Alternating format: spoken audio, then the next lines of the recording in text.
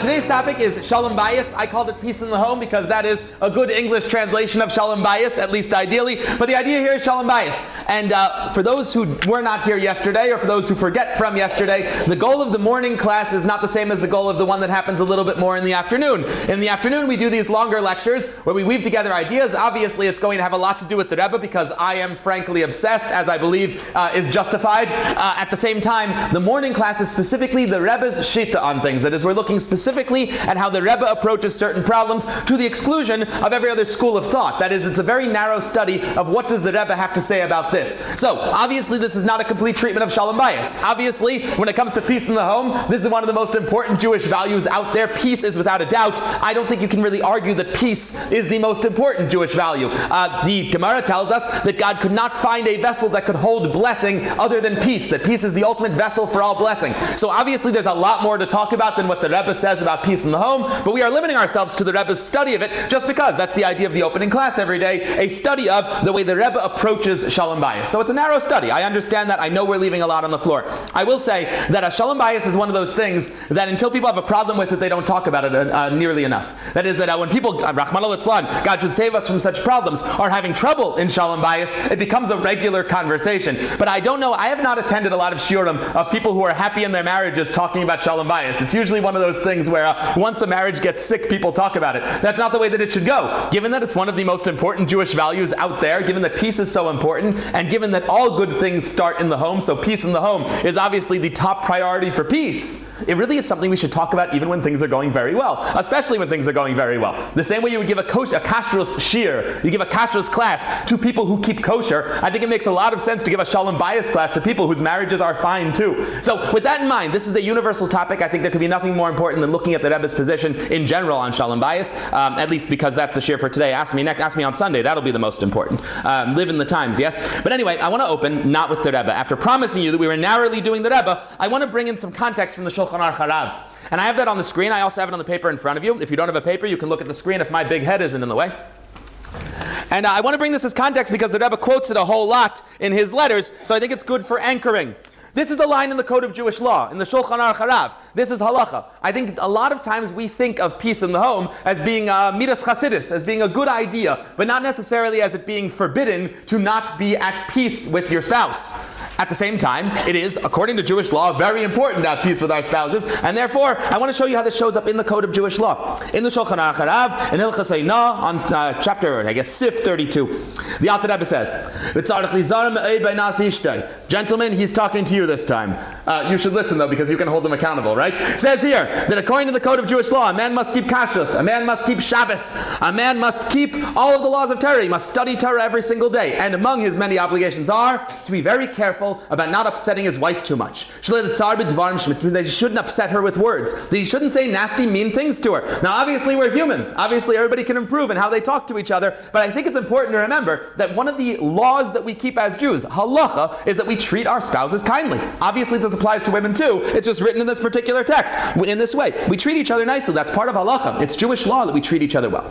But a man has to be particularly careful not to upset his wife with words, because, says the Shulchan Aruch, it's actually quoting a Gemara, that her tears are more common. Women cry more than men. Hey, look, I don't mean to create gendered statements here. I'm just reading the Shulchan Aruch. If you have a problem with it, take it up with the Alter Rebbe. He says her tears are more common, and therefore punishment for her suffering is quicker to come. That is, God responds to tears. The gate for tears is never closed. And even if you're sure you're right and you're sure she's wrong, if you make her cry, you get to be wrong. That's the way that the Shulchan Aruch uses. The tears are very powerful, and since women cry more often than men, at least, generally speaking, that means that they're responded to more quickly than men when they feel that they're being hurt.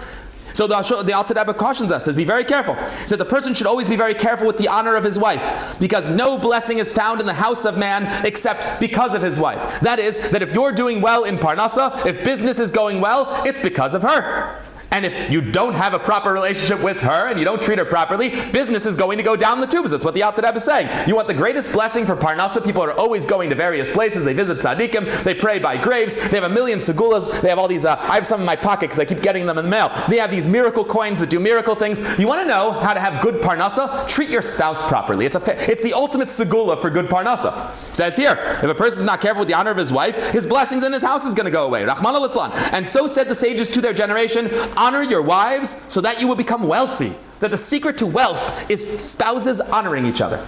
And this is just for framing. I wanted to frame it as a discussion around, this is something that is Jewish law, this is something that's good for you, this is something that is not just people talk about segulas. The ultimate segula for any good thing in the world is going to be peace. People, they look, my theory, this isn't on topic, but I can't resist.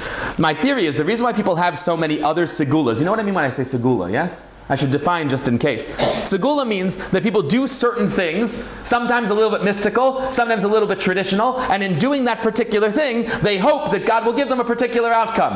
I recently came back from Eretz HaKodesh, from the Holy Land. That place is packed with segulas. I was in the holy city of Tzfat, and every single shul, if there's a chair, you sit on a certain way, you have a baby, you get wealthy, you find your spouse. Segulas are, and as far as I know, they work. I don't mean to knock segulas even a little bit. These are very holy traditions. I will say that there's a reason why people are more drawn towards segulas that involve sitting on chairs and collecting coins than they are towards segulas that involve treating their spouse nicely. There's a reason for that, and it has a lot to do with the Yetzer Hara. It has a lot to do with the evil inclination. The truth is that the greatest keli for bracha is treating other people properly, and we'd much rather collect coins and sit on chairs than be nice to our neighbors. But the truth is that the best segula for anything is going to be giving of yourself and your own comfort to be kind to another person. Whether it's your spouse, your children, those are the people closest to you, the people who live closest to you, and the people who live far away. Kindness and peace and goodness is the greatest segula. It beats all the challenge coins and it beats all the challenge chairs. However, I understand why people would rather sit on a chair than be nice to their neighbor. Anyway, in the Rebbe's letters, I gave only one example on the screen. I have to scroll down so you can see it. Please excuse my regular back and forth. There are several letters to this effect. I found, I believe, 25. And I didn't find all of them. But 25 letters that all say the same thing does give us an idea of the Rebbe's position on something, I think, pretty firmly. And that is that, when somebody, God forbid, is not well, or something's not going well in their home, or the money's not going well, when something goes poorly, the Rebbe's go-to advice is check your mezuzahs. I assume you've heard this one before. Have you checked mezuzahs before? Hopefully not because things were wrong. Hopefully just because it was the month of Elul and it's a good time to check your mezuzahs. But I think we know that when things are not going particularly well, the Rebbe's go-to advice, it's at the bottom of, 80% of advice letters among the Rebbe's enormous volume of work, is that if things are not going well, the Rebbe says very frequently, I'm going to mention you by the oil, askir al atzion. He'll also say very frequently, check your mezuzahs. He'll say very carefully for the men, check your tefillin. These are go-to checkpoints when things aren't going the way we hope that they're going to go. However, when it comes to peace in the home, when it comes to shalom bayis, the Rebbe checks something else every single time. In at least 25 letters, and I think even more often, and it's up on the screen right here. When people write to the Rebbe saying that they're not getting along with their spouse, and they very frequently write down good reasons that appear to them to be good reasons for the conflict, the Rebbe again and again and again says, check your family purity.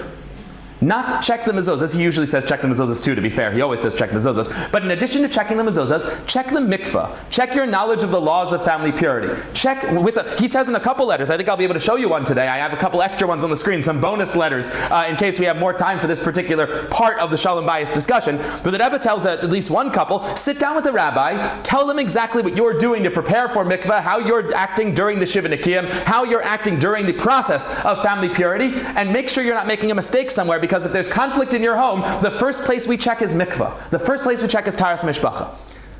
I want to show you one letter where the Rebbe illustrates this and explains perhaps why that would be. So that's up on the screen behind me. Let me scroll down so you can see the English properly. Oh, you can. It's just me in the way. I'm going to move over here. I hope you don't mind. I'll switch which side I divert to. But here the Rebbe says, I'm responding to your letter regarding so-and-so, that she should live long and be well. Okay. She lacks peace in the home. And she is Taila this. She claims this is because her mother-in-law is there too often. Which, by the way, fair, right? She doesn't like her mother-in-law. So she says that her mother-in-law shows up to the house too much. It's creating tension in the home. The mother-in-law is the problem. So they write to the Rebbe saying, our marriage would be fine if not for the mother-in-law. She won't leave us alone. Visits their home frequently, etc. You can imagine what that letter read like, right? So the Rebbe says, it's almost certain that this is because matters of family purity require correction. Stop blaming your mother-in-law and start looking at the mikvah. That's the starting line. The Rebbe goes, it could be your mother-in-law could ease up a little bit perhaps, but the Rebbe doesn't say that. The Rebbe says here, let's start by reviewing the laws of family purity.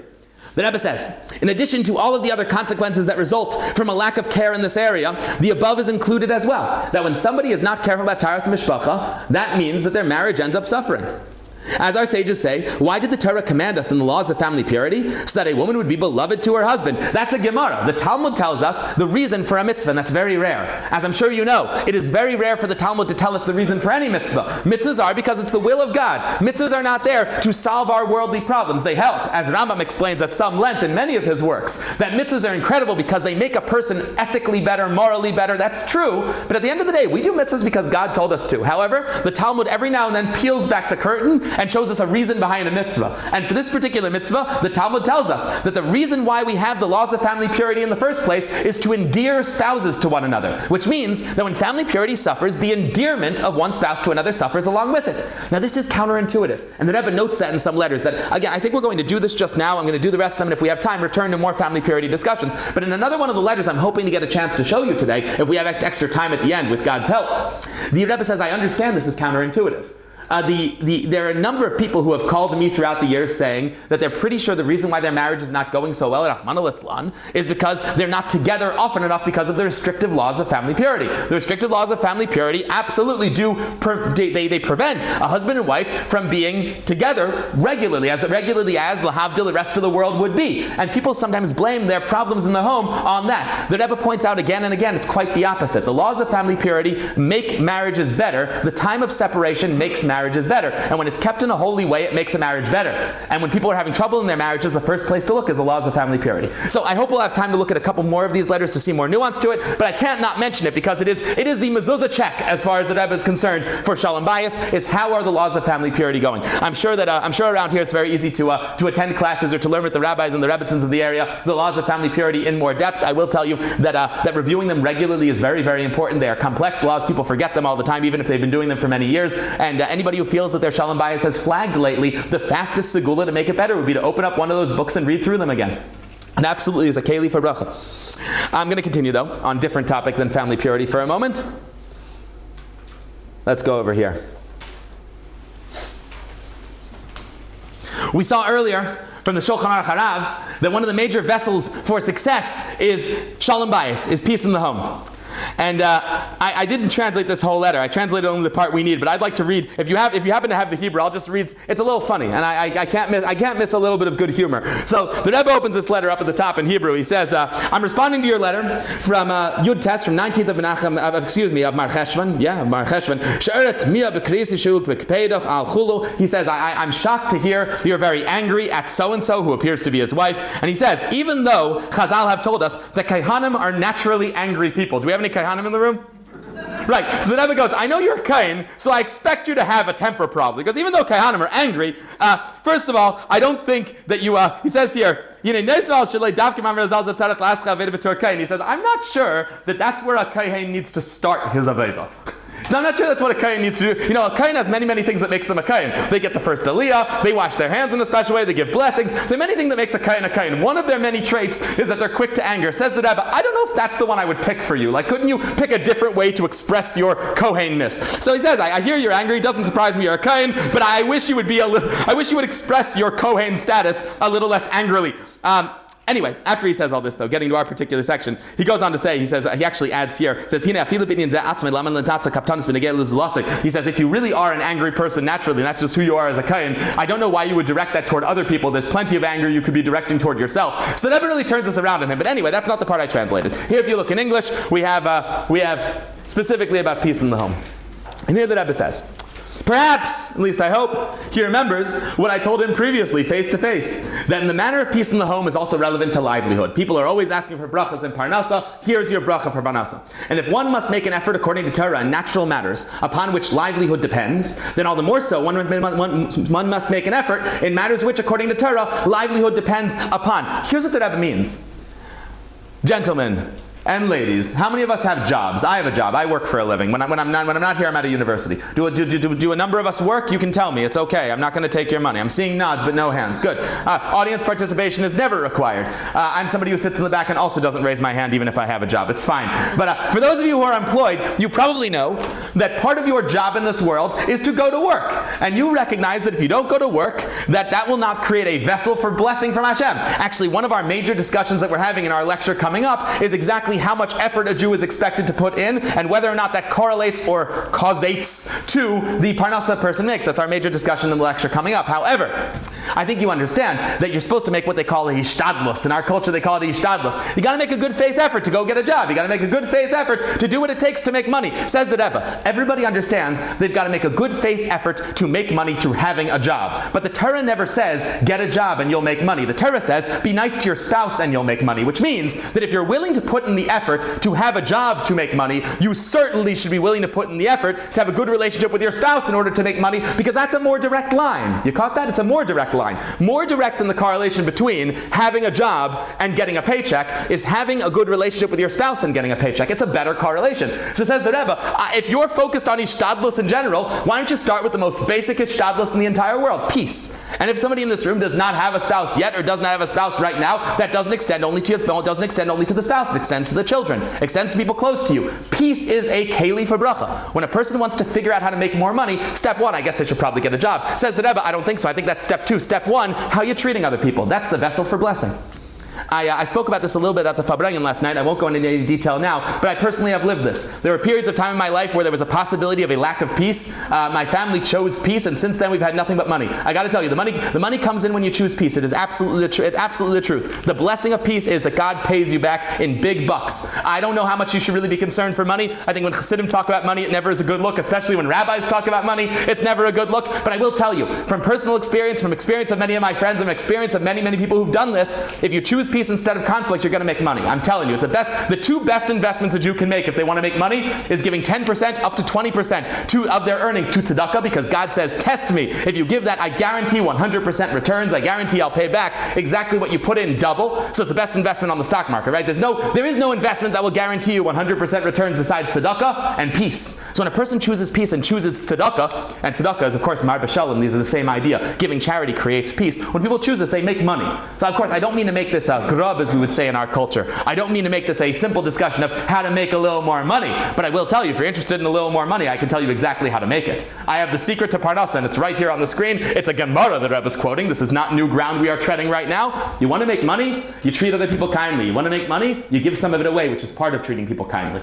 That was the Kelim for bracha. So Rebbe says to this person, if in natural matters upon which the livelihood depends, you're going to put an effort. All the more so, you must make an effort in matters which, according to the Torah, livelihood depends upon. For example, peace. Lengthening the discussion of something so obvious, says the Rebbe, would be superfluous. The Rebbe says, I'm not going to talk about this anymore because it's so simple that it doesn't require elaboration. And maybe I should take the Rebbe's advice on this particular point and stop elaborating on something so simple. But the Rebbe says, this is so simple, why are we even having this discussion? Obviously, if you want more money in your pocket, you're treating the people closest to you more kindly. It's obvious. We saw this next letter on the screen yesterday, but we're going to read a different part of it. This is a letter, this is one of our reincarnation letters. This is the letter, you might remember from yesterday, one of my favorites, great letter. I mean, am I allowed to say that? Is that great letter, Rebbe? But it's a great letter. It's meaning, by that, I didn't mean like good job, Rebbe. What I mean is that it's a letter that means a lot to me. I think it's a very special letter personally. That's what I mean. But a great letter, very special letter, where somebody writes to the Rebbe saying that they're having shalom bayis problems, and the Rebbe says, you are tafkid in this world. The reason why you were born is to fight this particular Yetzirah. That when God is giving you a signpost, a signal for why you're here right now, that signpost and that signal is the fact that you are challenged right now in this particular area. And the Rebbe gave a general piece of advice that if we want to know what we messed up in our past lives that we are supposed to fix in this life, we simply need to look in the mirror and ask ourselves, what is difficult for me? What am I struggling with? That particular struggle is a signpost of what I'm meant to do. And for this particular individual whose major struggle has been in shalom bayis, the Rebbe is very clear. Last time you were here, you didn't do a good job in that. This time, your Yetzirah is trying to trick you again. Make peace for the sake of your soul. Strong words. The Rebbe says this to this individual. However, there was a part of the letter we didn't read yesterday that I want us to focus on instead today. If you go all the way down, I'll show you on the screen. Let me just highlight it. I didn't expect to be using a screen for this, so it's not fancy slides. I hope you'll forgive my informality. Easier to read, good.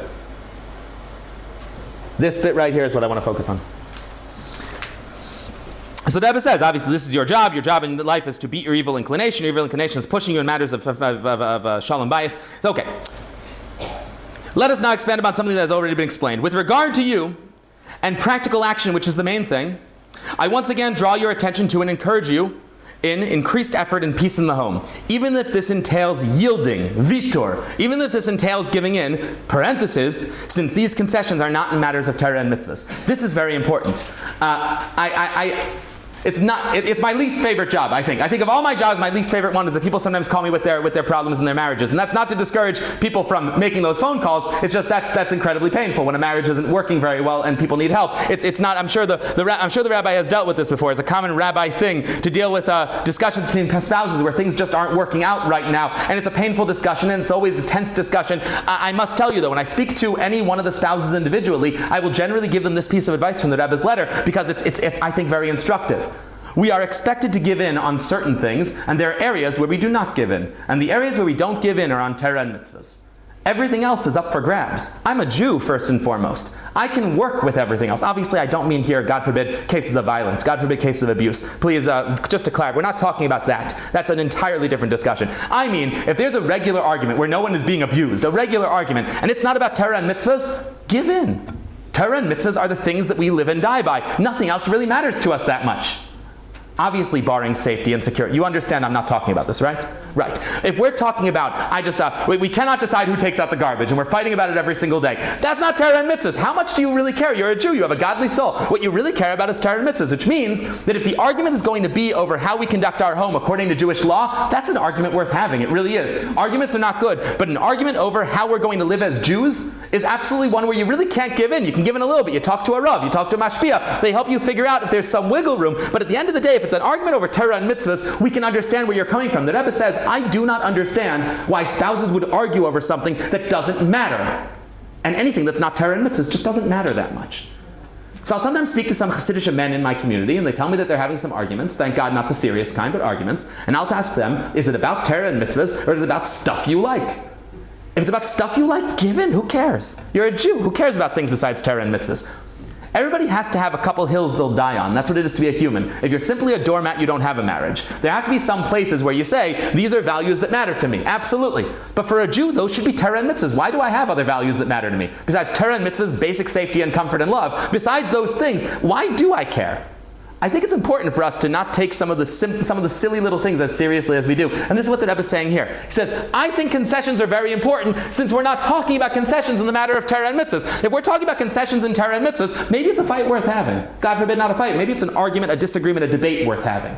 It's certainly a debate worth having. It's over that. If not, gentlemen, your Inyan's Torah and mitzvahs. What are you doing arguing over stuff that's not Torah and mitzvahs? You don't care that much. You really don't. You really don't care that much. You don't care that much. You're a Jew. You don't care that much. I'm telling you, a Jew doesn't care that much about things that are not Torah and mitzvahs. And of course, basic safety and security. By the way, he ends this letter by quoting the Shulchan Aruch Harav about women's tears. You see that? Sages say women's tears are more frequent. The gate of tears is never locked. Blessing comes to a man because of his wife. He's quoting the Alter Rebbe Shulchan Aruch there, which is of course in turn quoting a Gemara. Okay. Let's say they can't get along at all. Let's say there's just no hope. Irreconcilable differences. We have at least one letter on this from the year Tavshin Lamed Gimel.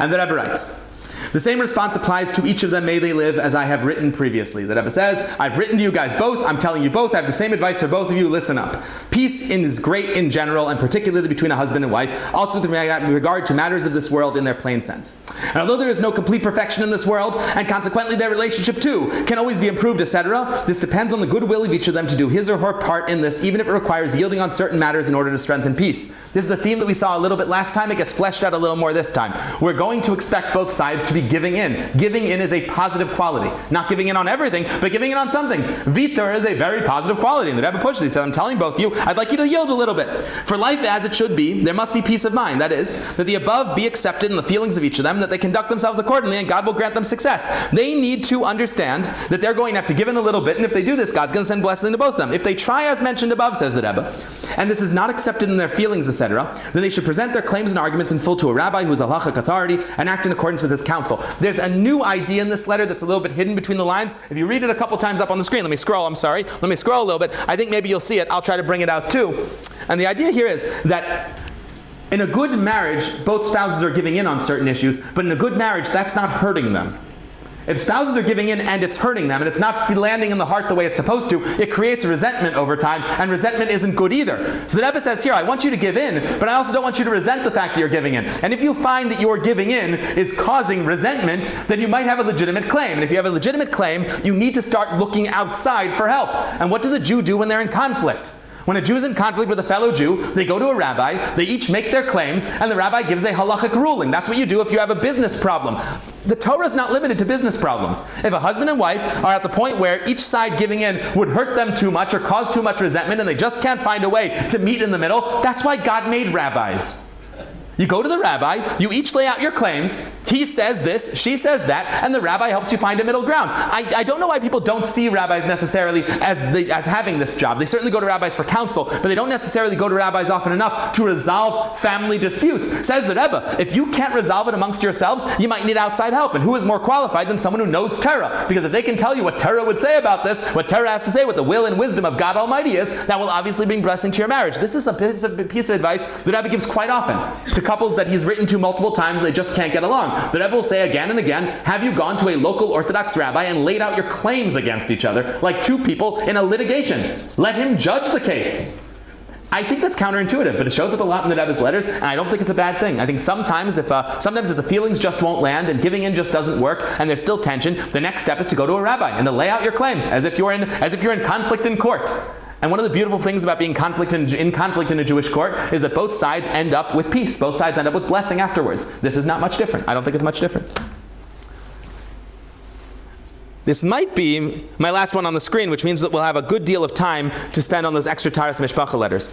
But this piece of advice, each one of these letters that I'm showing you, I didn't really, I guess I hinted at this, but I'd like to tell you one more time. Each of these letters that I'm showing you is an example of at least 10 letters that are just like it. I make a priority of that. I'm not cherry picking. And I have on my laptop over here a solid 10 examples of each letter that I'm showing you where the Rebbe says the same thing. This is one of my policies, which I think is a good policy. We talked about it a little bit yesterday, of understanding when the Rebbe writes a letter, he's writing to an individual, so it's difficult to know if the Rebbe truly has this position across the board unless you find multiple letters all pointing in the same direction. Each of these examples that I've shown you so far, there are at least 10 letters, in some cases significantly more, backing up that this is what the Rebbe says again and again in these sorts of situations. These are general letters. The last one, which somebody actually published a book that had in a section of the book, they brought like 25 or 30 letters that all said this. I was a little bit surprised by this. Husbands and wives who are in the room, people who are married in the room, how many of you learn Torah regularly together with your spouse, like chavrusa style, like you did in yeshiva or seminary?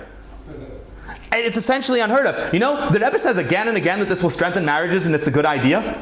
We absolutely should start it. You want a good resolution to come directly out of this discussion? The Rebbe wants husbands and wives learning together. I will tell you, my wife and I, we saw these letters somewhat early in our marriage, I guess. Maybe I just had good mashpiyim or just had good advisors. And my wife and I, we haven't done it lately, unfortunately. But when we were first married, we did used to learn together pretty regularly. We had a regular Seder, and our plan was that we would learn Torah specifically about the things we didn't want to happen to us. There's a theory like this that I'll explain to you just briefly, that it's brought in some very holy svarim that God only tests you in areas of Jewish law that you don't know very well. Which means that if you study an area of Jewish law very well, the shaila doesn't come up. So we at the time, my wife was pregnant at the time with our first child, my Menachem, he should be well, and we didn't want to give birth on Shabbos. Obviously it creates all sorts of problems to give birth on Shabbos. So we sat down and studied the laws of giving birth on Shabbos at incredible length. And indeed, we didn't give birth on Shabbos. But also, we ended up, both of us, knowing the laws of childbirth on Shabbos very, very well. So you pick a topic that's shaykh to both of you, a topic that you're both interested in. You open up a book together, you sit at the table, and you learn Torah together. This is a major idea from the Rebbe. The Rebbe says here,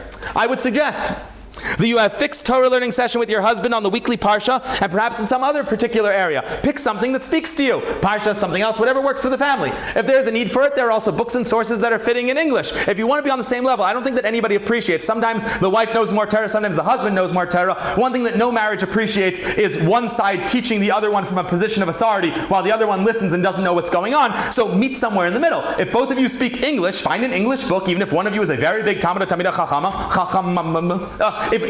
whatever, even if one of you is very, very experienced and knows your stuff, if the other one doesn't know it in Hebrew so well, don't dictate to the other. That is not healthy in a marriage. What is fantastic, pick a book that you both understand in English, open up and read it together. Alternate lines. If English isn't the language, some other language, Russian, Hebrew, Italian, whatever you like.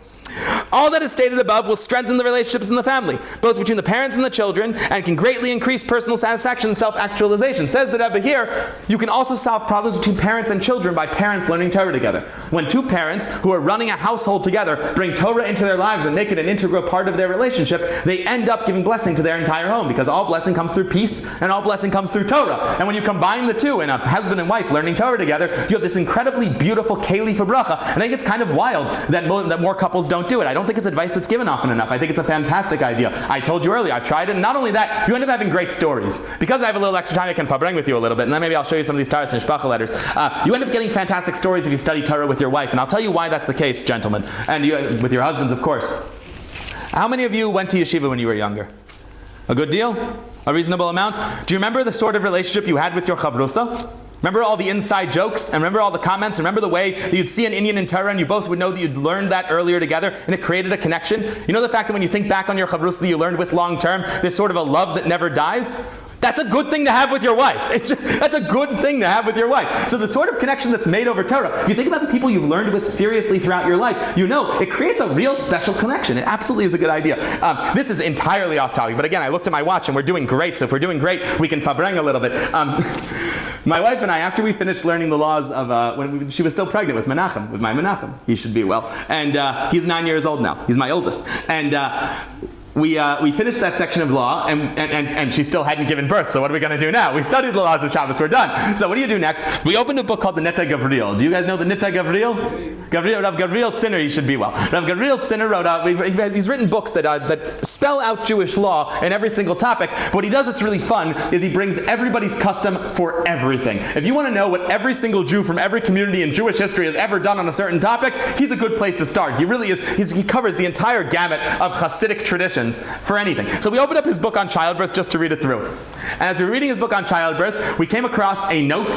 Tell me if any of you had this custom, because we'd never heard of it before. We're reading this together, and we came across a line. I'm reading, and I go, it says here, if your newborn baby starts laughing for no reason, boop him on the nose 3 times. Boop, boop, boop. And we lose our minds. We're in a fit of giggles, which, by the way, is, again, really good for a marriage. So the two of us are sitting with a sefer open, and we're laughing. This is the most ridiculous thing we've ever heard. So I said, no, we got to read the footnote. There's got to be some deep wisdom behind it. We read the footnote. There is not deep wisdom behind it. The footnote says that we have a tradition that if a baby laughs, it's because he's seen a demon. And the only thing that truly terrifies a demon is nose boops.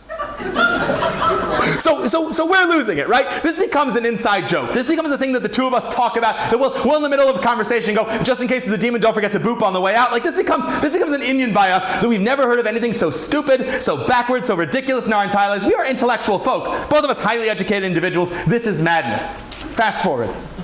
Maybe you can see where this is going. Fast forward. Thank God we have a baby. His name is Menachem. He's adorable. He's 3 months old, maybe 2 or 3 months old. I think he's 2 or 3 months old. I'm sitting with him in his room, and he's sleeping, and suddenly he starts giggling, as babies often do. It was really stupid. It makes no sense. Demons booping, but my baby's laughing. What if, right? I look both ways. My wife's not around. Boop, boop, boop. I triple boop him on the nose. And I felt so bad afterwards because we had joked about this, we talked about this, we discussed that this is too stupid for us.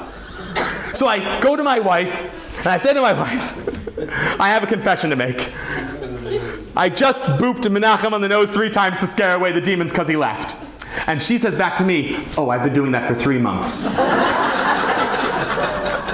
And the reason why I'm telling you this story, besides the fact that it's funny and a good story, is that this is the sort of connection that Torah makes when 2 spouses learn Torah together. This is a connection point between us. We still talk about this story, and we still talk about the things we learned together. Whether they struck us as silly, whether they ended up being a long-term story, or whether they just end up being a piece of Torah we've learned together. This is what a marriage can have if Torah is part of it, and I think that it is something that is not suggested often enough, because there's no loss and a ton of gain on the table to opening a sefer and learning with your spouse. It's a fantastic idea, fantastic idea. We are done the letters that we planned on looking at today, but I did want to show you 2 bonus Taras Mishpacha letters, and then maybe we'll do some questions and answers, because this is a lighter load. If you look in the pamphlet, I think the one that I have the fewest letters that I brought you on this piece in the home, just because each one really represents the category pretty well. Let me show you some spare letters, because we have a little spare time. Spare letters for spare time. Is that too small to read? Should I make it bigger? Let me make it a little bigger. there. In this letter, the Rebbe writes, Bracha v'shalom, which means he's writing to a woman. Remember our rules? I don't have a sheet for it, so I have to read it myself. Will you excuse the informality? Here we go. I'm responding to your letter from Chav Daled Nisan. And you're mentioning the relationships that are going on in the home, etc. And you can tell by the etc. that the relationships could use some improvement. The Rebbe says, since very often, says the Rebbe, you're having a problem with your closeness. It's because you were close in a way that was inappropriate at some point. And the Rebbe says here that this is very often the case. The reason why I think this letter is important is because the Rebbe is not saying I'm answering you as an individual and using my prophecy or using my tzaddikness or using my ability to see through souls. I'm telling you that you particularly had this problem. The Rebbe is not saying that. The Rebbe is not saying I'm using superpowers. The Rebbe is saying here, I'm telling you that in most cases, when people have a problem with their closeness, it's because they were close in a non-kosher way, meaning that their family purity is not exactly the way that it should be. In a time when this sort of closeness is not permitted according to the Torah, the Holy Torah, the Torah of life. And since, I'm going to highlight as I read, and since sometimes this comes because of a lack of knowledge in these laws, and not, God forbid, because of a lack of interest and observance, the laws of family purity are complex and long and sometimes difficult, and people just don't know them that well all the time. It's been a long time since the Chassan and Kallah classes for a good deal of us, and if we haven't reviewed, we might have just forgotten some dinim or never learned them. And the Rebbe says, since sometimes this comes from ignorance and not from an intent, God forbid, to not keep our holy Torah, therefore, it would make sense for them. It is their obligation, her obligation and her husband's obligation, to go to a Rav, a Meirah, a Rav who paskins, and ask them details of how they're doing with the laws of family purity and check. The same way you would go to an expert sofer to check your mezuzah and make sure all the letters are in place, go to an expert Rav and Taras Mishpacha and ask him, is this right, is this right, is this right, am I missing anything? So that you will act in a proper way from now and forward, and nothing can stand in front of desire. And then, of course, the Rebbe says, also check your mezuzahs, obviously, and he goes on with the rest of the letter. But this, I think, spells out that idea a little bit more clearly, that family purity is directly correlated towards some of these issues. And one more I wanted to show you, and then I'll show you a bonus at the end, and then we'll do questions. One more I want to show you. I'm responding to your letter, says the Rebbe. This is again a bracha v'shalom. And there you write that you have 6 children and everybody's arguing all the time, which I cannot know how to have 5 children. I get it. You have 6 children and the house is a mess. Unfortunately, he says also not everybody's healthy. This woman writes to the Rebbe and says, I have a bunch of kids. There's some arguments in the home. By the way, I was kidding. My home's fantastic. There were arguments. You know, when you're away from home, everything's fantastic, right? I've been away for a little while. I rose-colored glasses, but I got to tell you, thank God things are very well. Things should continue being well. I was when I started doing these sorts of talks, I speak to a lot of college students and I speak to a lot of young professionals, and obviously the thing they're most interested in is relationships. So they asked me, will you do the relationship talk? And I told them, although I may aspire to be, I am no Manus Friedman. I don't really do the relationship talks. It's not my thing. But they asked me again and again, do the relationship talks. And so I told them, the reason why I can't do the relationship talks is because I don't know how to have a good marriage if you don't have a perfect wife. I happen to have gotten the only one. Good luck to you. And it turns out there's the aside to that if a person really does see their marriage that way, they probably are going to do pretty well. But at the same time, I don't have a lot of straight-up advice for trouble from first-hand experience, thank God, because God has not, thank God, sent me very many challenges. May He continue not challenging me. We pray every day that God doesn't get challenged. In any event, says the Rebbe here, you write you have 6 children, you write that they're always arguing, and you write that people are not well, unfortunately. And the Rebbe says, I want you to notice this lashon again, because it's very important. We're doing a text-based class. Let's look at the language. The Rebbe is not saying in your narrow case. The Rebbe is not saying once in a blue moon. The Rebbe is saying in these sorts of cases, which tells us we're looking at a general principle. In these sorts of cases, generally speaking, says the Rebbe, when someone tells me that the house isn't going well, Rahman al-Islam, the kids aren't well, Rahman al-Islam, there's arguments in the home, step 1, check on your taras mishpacha and check on how careful you're being with it. This has a lot to do with success in the home. Nida, you may have sektara, mikvah, ksheira, v'kiyetzabaza, all the different stages. The mezuzahs, and of course also check the mezuzahs. But step 1, the Rebbe is turning to taras mishpacha. I don't have this letter in front of me, I don't think. I would have to find it, and I don't think I gave it to you, unfortunately. But I must tell you about it because it's so interesting. And with that letter, we'll conclude for today, or at least for this first session. Somebody writes to the Rebbe, I can't believe I didn't include it in the pamphlet. I really thought I did. It's fantastic. Somebody writes to the Rebbe that they found out that there was a problem with the mikveh they've been using. The marriage is fine, But it turns out the mikveh they've been using has a shaila. I don't think it was a shaila that rendered the mikveh completely non-kosher, God forbid. That's obviously a horror scenario. But it turns out they've been using a mikveh for a certain period of time, and it turned out there was a shaila on the mikveh. There was a problem with the mikveh. And they write to the Rebbe saying, is there any way for me to fix this? Like, is there a tikkun I can do? Is there some sort of mitzvah I can add in to repent for whatever problem might have been caused by our mikveh? Because they were doing taras mishpacha perfectly. Their laws of family purity were fine, but the local mikveh had a problem. So they write to the Rebbe saying, is there anything I can do about this? And the Rebbe says that if they create a public class on family purity and they invest in learning the laws again, that these sorts of things help solve the problem. But then the Rebbe says something else that is so interesting. The Rebbe says, how's your taras mishpacha? Not so good, right? There was a problem with the mikveh. So the Rebbe says, how's your shalom bayis? You hear that? The Rebbe says, how's your shalom bayis? The Rebbe says, I can't imagine a mikveh having a problem if a husband and wife are getting along. Which tells us that shalom bayis and taras mishpacha exist on a continuum. Strengthening taras mishpacha strengthens shalom bayis. And strengthening shalom bayis strengthens taras mishpacha. Mikvahs remain operational because of good marriages using those mikvahs. That is, it works both ways. So when somebody's, God forbid, having a problem with shalom bayis, the Rebbe's go-to advice is, check your taras mishpacha. But you know what? When somebody's having a problem with the mikvah, the Rebbe's go-to advice is, check on your shalom bayis. It's a single continuum. It's one relationship. It's one big idea. That when we strengthen peace between each other, that expresses itself in stronger mikvahs and stronger taras mishpacha. And when we're careful about the laws of family purity and the laws of mikvah, that strengthens our relationships with one another. All right, I think that's okay for today. Thank you all very much. And we have time for questions. Anybody have any questions or comments? You just want to go to, yeah, please, in the back. Hi. Even better if it's off topic, by the way. No obligations. We got 15 minutes. Yeah. I'm sorry for finishing so early. I owed you more letters, I guess. I misestimated this one. You mentioned about being good to and being kind to people around you. Absolutely. Don't worry, I'll repeat her question. Yeah. Bring parnasa. So how do we have so many stories of sowing tonight? And I'm sure we'll put to their mind. It's a fantastic question. The question was, for those of you who couldn't hear over here, so that I mentioned that if you would like a bracha and parnasa, be nice to one another. And I don't know your name, but she just asked, said there are certainly very many righteous people who lived in poverty. And I have a hard time believing they were nasty to their wives, or they weren't nice to their neighbors. So how does this work?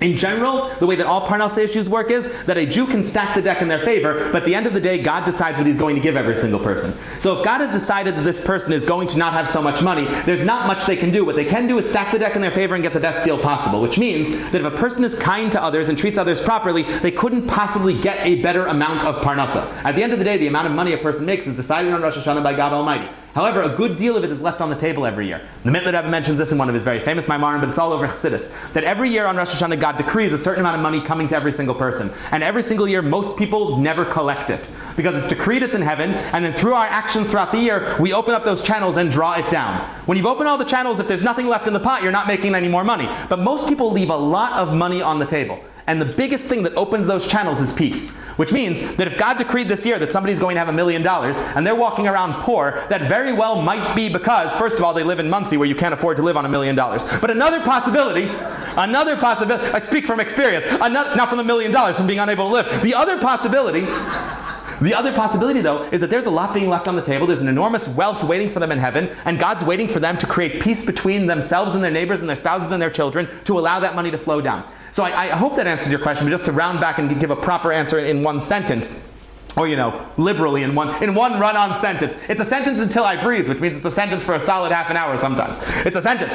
To say it in just a word, a person can only get so much money every single year based on what God decrees for them. However, if they want to draw 100% of that down, the way they do it is through shalom. Good? Okay. Anybody else? Oh, really? That's everybody's question. Fantastic. Spread peace, do well, make a lot of money, give it all to Chabad. That's the way we go. Okay, very good. Thank you, everybody. Can you hear some of my Fabrengen from last night? It was amazing. Oh, thank you very much. Rabbi, they want to hear some of the Fabrengen from last night. What should I tell them? Which thing? Tell them about the baby. Which baby? Maybe. The maybe? Yeah. The story of David. Oh, David. Tell them David's story? Yeah. I don't know if that's a good story for a mixed crowd. Now they really want to hear it, right? Not the David. So I'll tell the Menachem story though. I'll tell my story with my 9-year-old. That was a good story. This is a story that means a lot to me. It's actually a story that it's a story that you and I discussed a little bit earlier. Maybe did you hear the full version of that story of how that ended up happening? Of how my discussion with your husband happened? So let me tell you the background then. I'll tell you what went into it. This is a good story that I think is very appropriate for Hey Tevis and very appropriate for those who would like to strengthen their relationship to the leaders of the Jewish people. You probably know that it's incredibly important for the Jewish people to be connected to Moshe Rabbeinu. That is, that the Jewish people are always connected to the leader of the generation because we are one Jewish body. The Rebbe represents of every generation, represents the head, and all of us represent the body, and we all work together. Every single Jew is completely one in one form. And one of the big themes of Hey Tevis, which we celebrated last night, is a connection between ourselves and our Rebbe. And when I was bringing about the connection between ourselves and our Rebbe, I told a story. Here's the story that I told. When I first moved to Muncie, I have time for this story, right? Yeah, I have 10 minutes. When I first moved to the Muncie area, it was my first time living in an Anash community around a bunch of Chabad Hasidim, and there were a couple culture shocks. And one of the big culture shocks, at least the one that hurt me the most, unfortunately, was that I sent my at the time he was 5 years old. This is the same Menachem from the boop story. I have a lot of Menachem stories. No booping will occur in this particular tale. I sent Menachem to pre-1A in our cheder, which is fantastic, and he came home right before, I think it was Yud Shvat. I think before Yud Shvat, he came home with a blue piece of sort of cardboard paper, and he holds up the paper and he says, we are making a hiskashrus box in our class. We're going to make a box that represents our relationship to and our family's relationship to the Rebbe. That is, everybody from class, and this is what the paper says, everybody from class will bring in some artifact that their family received from the Rebbe's holy hands, whether it's a kuntris of Maimarim, or whether it's a Tanya that was printed, a Tanya that the Rebbe handed them, or whether it was perhaps $1 or a coin. You're going to bring in some artifact from the Rebbe, because everybody's family has Rebbe stuff, right? So you're going to bring in Rebbe stuff, we're going to fill it in a box, and that's going to show that our family is connected to Lubavitch, connected to our Rebbe, and connected to his mission. It's going to be called the hiskashrus box, the connection box. Hiskashrus means connection to a Rebbe. And my son says to me, with all the, simplicity of a 5-year-old who doesn't know his family's personal history, what do we have? I have nothing. I have nothing. That's not true anymore. But at the time, I had nothing. I come from Baalei Tshuva. I don't have the distinction myself. My parents are through Mendy Mangel and Dini Mangel in Cherry Hill, New Jersey. The Rebbe sent them to Cherry Hill. They found my parents, and that's the reason why my family is the way it is. I owe a lot to everybody involved, and it's incredible, especially to the Rebbe, who had the foresight and the care to send a shliach to Cherry Hill, New Jersey, who cared about me and my family. That's one of the things that makes a connection that I don't think is breakable, that sort of connection. There were many, many great rabbis in the last generation. I don't know how many of them lost sleep over me. That one did. That's something that means something to me. So, my parents, by the time they were becoming from slowly through the late 80s, early 90s, I am, believe it or not, a lot younger than I look. And because of that, I never met the Rebbe, physically. I've learned his Torah, which means I have a very good relationship with the Rebbe. But have I met him? These eyes have not seen that Rebbe. And therefore, I don't have anything from the Rebbe. I have nothing. I have no dollars. I have no kuntresim. At this point in my life, at least, I have nothing. Since then, I have some. But I have nothing. So my son says to me, what are you going to bring in? What are you going to put in the hiskashrus box to show that our family has a relationship with the Rebbe? What are you going to put in? And I said, you are going to bed. So you're going to bed and we're having a talk. So I sent him to bed. Not early. I sent him to bed. I sat down at the table with my wife, and I said to my holy wife, her family, she's a Balas Tshuva. She doesn't have anything. I don't have anything. This paper strongly implies that we are not part of Lubavitch. That's what this paper implies. That I'm not part of the Rebbe's story, I'm not part of Chabad's story, because if you're connected to the Rebbe, you have family artifacts, and I don't have family artifacts. So what am I going to tell my son? He's so gung-ho, he's so on fire about Chabad. He's so on fire about the Rebbe, he watches Rebbe videos all the time. He's so into this. What am I going to tell him? I'm going to tell him, look, our family doesn't have. Everybody else's family apparently has. And my wife said to me, do you really think it's so important what people got from the Rebbe? I mean, it's incredible to get things from the Rebbe. It's so special. These are holy objects. And I don't, God forbid, mean to minimize any of them. They're incredible. They're so special. But do you think that's the most important thing? Because says my wife, I don't think that's the most important thing. Why don't you send our Menachem to school with the Tanya that you printed when you were a shliach on campus? I was a shliach, my wife and I were shluchim on campus, and because the Rebbe wanted us to print a Tanya, he wanted people to print Tanya in different locations, we did something the Rebbe wants. We printed a Tanya. And she said, why don't you send that in instead? And why don't we write a note? And we sat down and wrote a note together, and here's what we wrote in the note. We wrote, everybody else has been asked to contribute to a hiskashrus box, stuff they took from the Rebbe. Here's something I gave. My wife's idea. And we fabranged about this at some length, because although the things we received from the Rebbe are so special, because we have a special relationship with the Rebbe, and the stuff we receive from people who matter to us, especially people who matter to the world at large, the cosmos at large, receiving something from someone you love, especially someone so important, so special, so holy, is special. It's so special. But you know what's much more special? Is a long list of the stuff you've done for the cause. When a person's trying to line up what makes them part of the Jewish story, it's a lot less than about the Chabad story, which is no different than the Jewish story. When a person's trying to line up what makes them part of our story, I think it should be less about the stuff I've collected and more about the stuff I've given. That's something we've bragged about at some length. Yes? You're a scientist, so I'm wondering, what is your view of how AI will affect us? Sure. No, we have a minute, absolutely. The question was, as a scientist, what's my view of how AI will affect us? I will start by saying I don't know and nobody knows, right? But you asked for my opinion. It's just an opinion. I think that AI is just the next industrial revolution. That means that it's the next big push that will change how we work and the sort of stuff we do. And I can only speak from my own experience and my own knowledge of science and science history. Up until, it could be this is disruptive and truly changes things. I don't know. Mashiach's coming, that'll be the most disruptive and change everything. But if you're asking my opinion, in many generations, a new technology shows up. That new technology deletes a whole bunch of jobs that required sort of more physical labor, required less intellectual input, and leaves people in charge of more subtle things. For example, used to be that pilots all flew by the seat of their pants, that's the way they used to say it, and now autopilot handles a lot of the more monotonous parts of flying, but a human's still in charge, generally speaking, of taking off and landing the plane. And car manufacture used to involve a whole lot of people screwing in a whole lot of bolts by hand, and now machines do a lot of the monotonous work, but there are still people on the line observing the robots and making sure that they operate properly. And in writing, especially with the way that we have large language models right now, I think that the way large language models work is we're going to end up having much less actual writing and a whole lot more editing. I think writers' jobs will largely be replaced by editors who are editing the first drafts of AI. So I think you're going to see a change in how people work. That is, people are going to spend less time doing monotonous things that a machine can do well and more times expressing their own human creativity. I think it's going in a positive direction. I think it'll be an outlet for more human creativity, less monotony and a higher quality of life for everybody, more time with their families, more time to focus on Torah and mitzvahs. That's what I think. I don't know, but that's what I think. I just see there's a AI thing, Manus Friedman, and if you know Manus, you can see it's really not Manus. And he's talking about this Christian stuff, and it's quite frightening. I don't know what you're talking about, unfortunately. Or maybe fortunately. I don't know the topic, I'm sorry. It's fake. Oh, good. Oh, good. It's a deep fake. You know, look, I didn't mean to be all marshmallows and happiness. I understand that every new technology carries risks, and I think I will tell you this. Chachma b'gayim, tamin, tera b'gayim al tamin. You've heard this one before. As if they tell you that the nations of the world are incredibly wise, you should believe them. If they tell you that the nations of the world have Torah, don't believe them. They have wisdom, they do not have Torah. One of the things that this means is that the nations of the world have been empowered by God Almighty to invent incredible things, but they have not a clue how to ethically use them. That's our job. So AI is incredible. It's an incredible invention. It's real wisdom. But they don't have any Torah. But the non-Jewish nations of the world need to turn to the Jewish people, or honestly the other way around. We need to turn to them and tell them, we have a Torah that tells us how to ethically use these things, what sort of limitations to place on, how to balance the need between freedom and security. This is our expertise. They don't know anything about morality. They really don't, and history has proven that so many times. They do not know anything about morality. They're very wise, they're not moral. We have the moral code. We have the will and wisdom of God Almighty.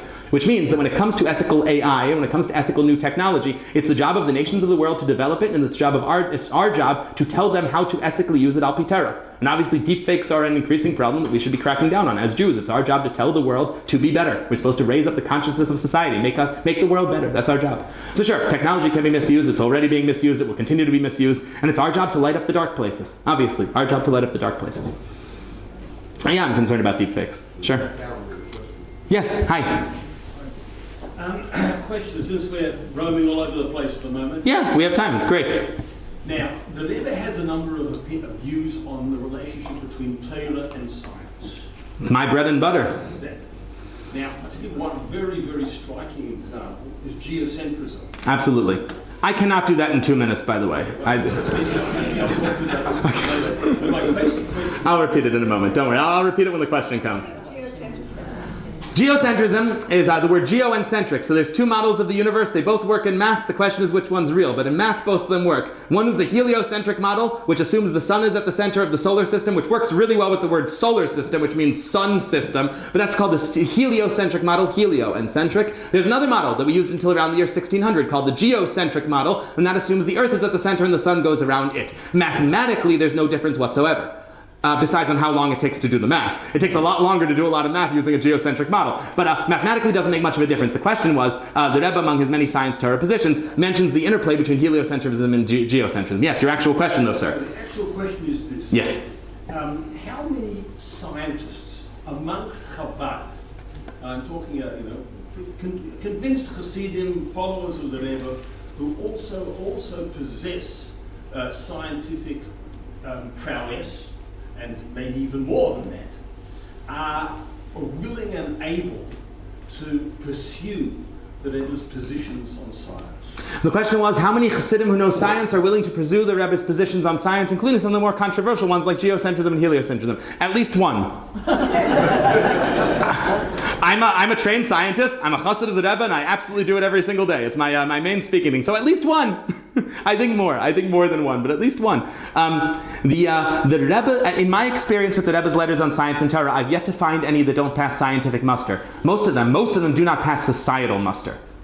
I want to clarify what I mean by that because it's a subtle point, and it's one that if you who in the room is a scientist? We have people who are scientists, doctors, people who work in science in some field or another. The Rebbe's approach to science and Torah is generally incredibly satisfying for a scientist because the Rebbe approaches it like a scientist. It's incredibly unsatisfying to people who do not know the methods of science. Because people who want to see science as a religion that dictates will find the Rebbe very frustrating. And people who see science as a collection of evidence that's working toward the truth using the flawed but effective methods of modern science will read in the Rebbe's letters an incredible sensitivity to how science is supposed to work. So in my personal experience as a scientist, and having spoken to other scientists, generally speaking, when I give these science Torah talks and explain the Rebbe's position, the scientists are fine with it and the non-scientists freak out. So I think the major challenge for a lot of people with the Rebbe's science Torah letters is that most people are not scientists and they're not ready to read the Rebbe's letters that are written to scientists because they're written from the perspective of science. So when the Rebbe, for example, makes the claim, just throw one out there that I'll tell you scientists love and the general public they cannot stand. The Rebbe has multiple answers to the question of dinosaurs, given how old the Earth is, given the existence of the fossils, multiple answers. He doesn't give an answer. He says, here's some scientifically valid possibilities that you can explore. He gives a couple possibilities. Some of them you'll find much more acceptable than this one. I'm picking one that's unacceptable just to point out how a scientist likes it and a non-scientist doesn't. One of the possibilities that the Rebbe entertains in one of his letters, as a list of possibilities, not as the only one, is that just because you have bones in the ground doesn't mean that they were ever once alive. Now, a scientist loves this idea. Because we as scientists know that just because every single case of bone so far that I'm aware of is directly correlated to a living thing dropping a bone does not mean that the world cannot spontaneously form bone. As a matter of fact, some of the major theories of how stuff develops in the first place is spontaneous formation of organic matter. So to a scientist, the idea that just because I see a bone doesn't mean it comes from an animal is deeply satisfying. That's the way scientists talk. We don't say that's a good hypothesis. We don't say we would hang our hat on that. But any scientist will tell you, just because I see a bone doesn't mean it comes from a living thing. I assume it does. That's the way the world usually works. But I'm not willing to rule out the possibility that this is a de novo bone. Scientists think that way. The general public cannot stand that one. I never say that one when I'm except for right now. I never say that one when I'm lecturing non-scientists. Because it bothers them so much. When a room full of scientists, people say, so that's one of the issues with the Rebbe's science Torah letters where society doesn't always love them so much, is he speaks like a scientist and the world doesn't always think like a scientist. So, my 2 cents. Yeah, I think scientists in general find the Rebbe's letters very satisfying. You know, the Rebbe was in Berlin at the birth of modern science. The Berlin Circle at the time was putting together how modern science works. The ideas of causation instead of correlation, these things that we assume to be enshrined forever, really were developed in the 20s and the 30s in Berlin by Reichenbach and his crew, by the great science philosophers. And the Rebbe was there at that time when science philosophy was developing. You see it in his letters. He speaks like somebody who was around science philosophy in its early development. I understand that Rebbe is a tzaddik, and Seid Hashem L'Re'av, and God reveals all of his secrets to tzaddikim anyway, but B'das Tachton, in a normal nature way, the Rebbe happened to have been in the time and place where these ideas were coming into their own, and he speaks like it. He really does speak like it. He speaks like the great science philosophers. If you ever studied any science philosophy, which is its own discipline, that unfortunately I've had to study a little bit of, the science philosophy in its own discipline echoes the Rebbe so much more closely than anything else that I've found. The Rebbe talks like a science philosopher. Yeah. Yes, in the back. Can I just ask, is there any possibility of using also as a hypothesis as to the existence of dinosaurs, that they might have existed prior to the flood? Absolutely, that's the go-to one. That's the go-to one, yeah. I use that. That's the go-to one. I use it all the time.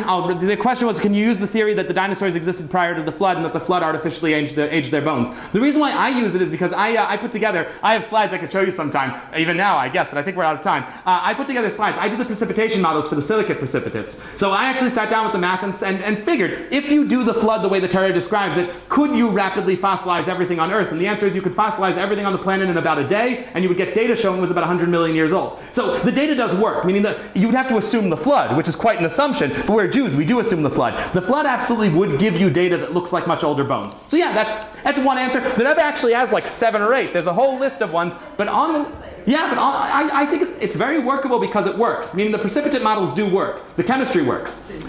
There's some things about it that work a little bit less well. For example, fossil layers.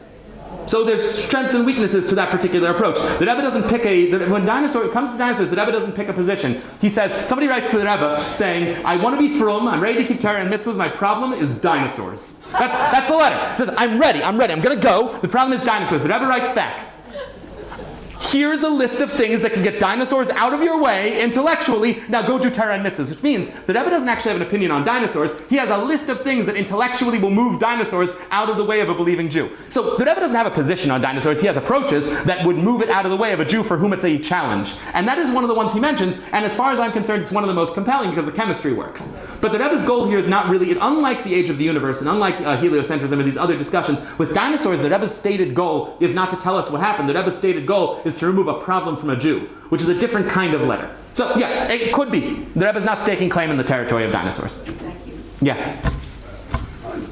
Time for the next year. Thanks, everybody.